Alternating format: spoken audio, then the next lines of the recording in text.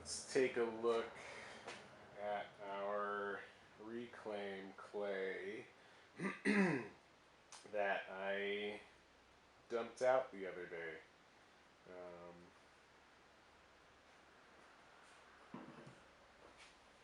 So this is a full 5-gallon bucket of reclaim, okay, good reclaim. So throwing slop,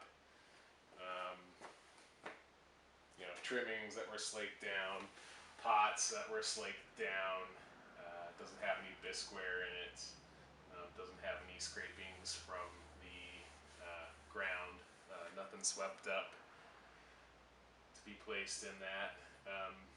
So someone asked how to flip this, right? So that's the advantage if you pour into a pillowcase, then you can just flip it back and forth. I like using a bed sheet just because you get a little bit more mass,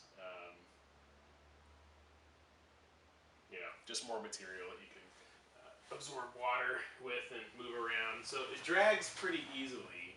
You can see the wet spot here of where it was sitting, and so some of the moisture is absorbing through the concrete. So there could be, and it feels like the bottom might be a little bit more firm than the top. You can see the sheen of the light reflecting off of the clay, so it's still drying, right? And my shop right now hovers between like 45 degrees and 50, so it's taking a while to dry. This has been here for a good couple days, if not a week already. So what I'm gonna do is just flip it over.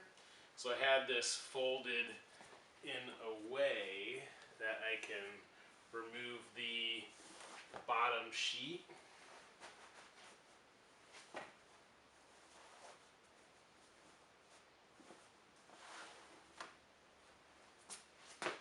It may take just a little finagling, right? So removing that bottom half, flipping it on top, and it works better if the clay is set up a little bit, right?